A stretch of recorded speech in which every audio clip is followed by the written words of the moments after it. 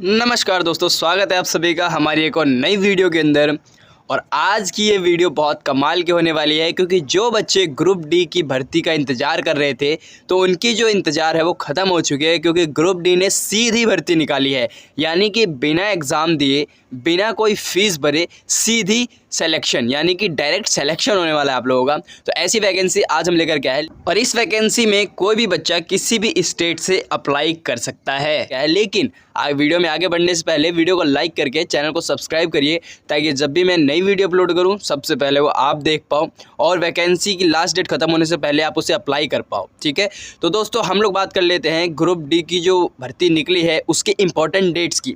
तो यहाँ पर जैसा कि आप देख पा रहे होंगे, मैं यहाँ पर आपको दिखा पा रहा हूँ कि यहाँ पर जो आपकी एप्लीकेशन की स्टार्ट डेट है वो ऑलरेडी स्टार्ट हो चुकी है। आवेदन की जो दिनांक है वो शुरू हो चुके हैं, आप अभी से ही आवेदन स्टार्ट कर सकते हो। और बात करें रजिस्ट्रेशन की लास्ट डेट की, तो लास्ट डेट आपकी 15 मई की होने वाली है। ठीक है, और यहाँ पर जो आपका ग्रुप डी का जो वैकेंसी निकली है ये इसमें दोस्तों सिलेक्शन भी अगले ही महीने होने वाला है। तो पूरी डिटेल में बताऊँगा किस तारीख को आपका सिलेक्शन होने वाला है, वो भी मैं आपको बताऊँगा। तो दोस्तों इसी बात पर एक लाइक कर दीजिए। तो चलिए वीडियो में आगे बढ़ते हैं। और अगर बात करें हम लोग पेमेंट फ़ीस की कि आपको फ़ीस भरनी है या फिर नहीं, तो आप लोगों को कोई फ़ीस यहाँ नहीं देनी, यानी कि आप बिना फ़ीस के ही इस फॉर्म को अप्लाई कर सकते हो। और अगर हम बात करें एग्ज़ाम डेट की, तो यहाँ पर कोई एग्ज़ाम नहीं होने वाला है, यानी कि बिना एग्ज़ाम के, बिना फ़ीस के आप लोग यहाँ पर अप्लाई कर सकते हो।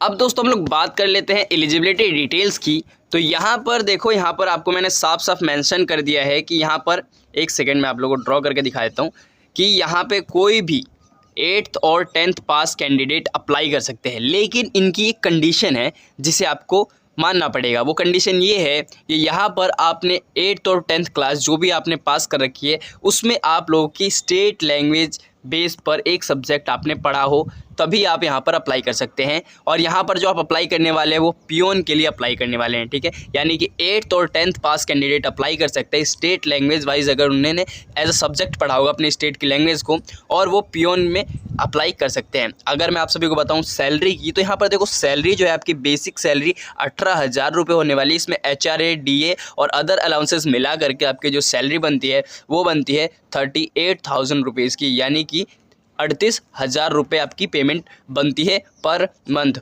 ठीक है, और यहाँ पर अगर आपको ज़्यादा डिटेल्स जाननी है तो आप नोटिफिकेशन पढ़ सकते हैं, जिसका लिंक आप लोगों को डिस्क्रिप्शन में मिल जाएगा।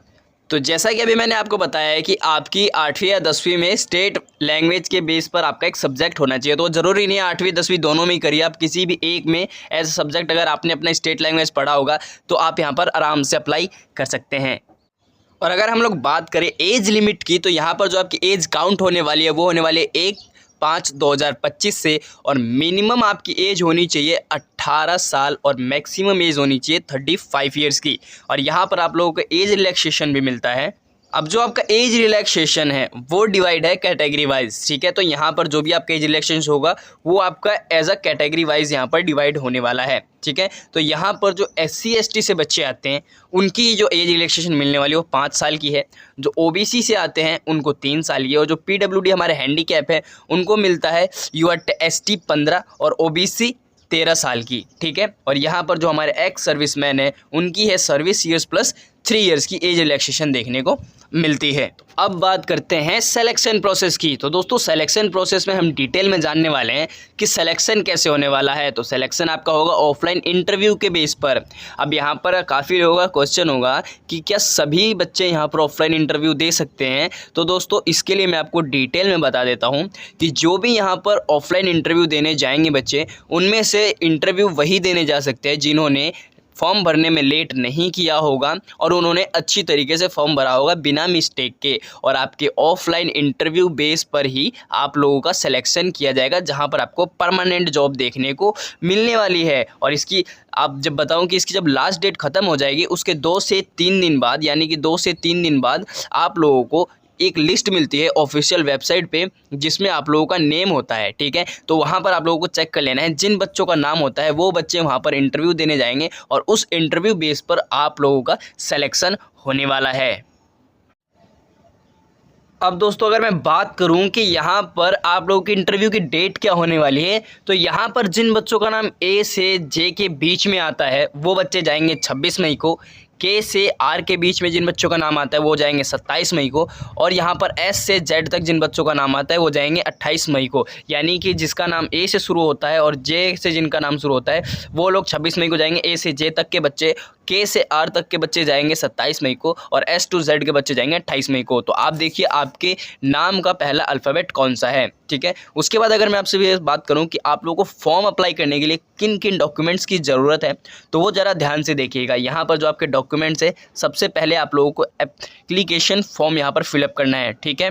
यहाँ पर दूसरी चीज़ आपको करना है मार्कशीट, तीसरी चीज़ यहाँ पर आधार कार्ड, उसके बाद आपको डेट ऑफ बर्थ प्रूफ या फिर कास्ट सर्टिफिकेट, ठीक है। और भी जो अगर डॉक्यूमेंट्स होंगे तो वो वहाँ पर आपको मेंशन किया होगा। और दोस्तों ये सारी चीज़ें आपको भेजनी है वाया स्पीड पोस्ट, ठीक है। ये कहाँ भेजना है चलिए मैं आप सभी को इसके बारे में बता देता हूँ। लेकिन उससे पहले जब भी आप डॉक्यूमेंट अपलोड करेंगे तो जहाँ पर आप अप्लायंस बनाएंगे वहाँ पर आपको साइड में लेफ्ट साइड में लिख देना है एप्लीकेशन फॉर्म फॉर पियोन, ठीक है। ये आप ज़रूर से ज़रूर लिखें ताकि आपका जो फॉर्म है रिजेक्ट होने के चांसेस बिल्कुल ना के बराबर हो जाए। तो अगर मैं बात करूं कि कहां पर डॉक्यूमेंट्स को भेजना है, तो यहां पर मैंने एड्रेस दे रखा है, वो भी विद पिन कोड। तो यहाँ पर देख सकते हो द डिस्ट्रिक्ट एंड सेशन जज पठानकोट पंजाब, और यहाँ पर पिन कोड है 14-5001, ठीक है। ये आपको कैसे भेजना है, आप चाहो तो रजिस्टर पोस्ट से भेज सकते हो या फिर स्पीड पोस्ट से। मैं सजेस्ट करूँगा कि आप स्पीड पोस्ट से भेजना ताकि बहुत जल्दी पहुँच जाए। और आप सभी को एक चीज़ का ध्यान रखना है कि जब भी आप इस फॉर्म को अप्लाई करें तो ये ध्यान रहे कि जो लास्ट डेट है आपकी उससे आप लोगों को कम से कम 5 दिन पहले भेजना है आपको फॉर्म को, ताकि आपका फॉर्म अप्रूव हो सके, क्योंकि उसके बाद भेजोगे तो उसका कोई फ़ायदा नहीं है, ठीक है। और अगर हम लोग बात करें जॉब लोकेशन की, तो जॉब लोकेशन भी आपकी यही होने वाली है जो मैंने यहाँ पर डाल रखी है, ठीक है। तो दोस्तों मैं उम्मीद करता हूँ कि आप लोग के सारे डाउट क्लियर हो गए होंगे। तो आप लोग इस चैनल को सब्सक्राइब कर लो ताकि जब भी मैं नई वैकेंसी की वीडियो अपलोड करूँ वो सबसे पहले आप तक पहुँच सकें। तो आज के लिए इतना ही था, बाकी मिलते हैं अगली वीडियो के अंदर।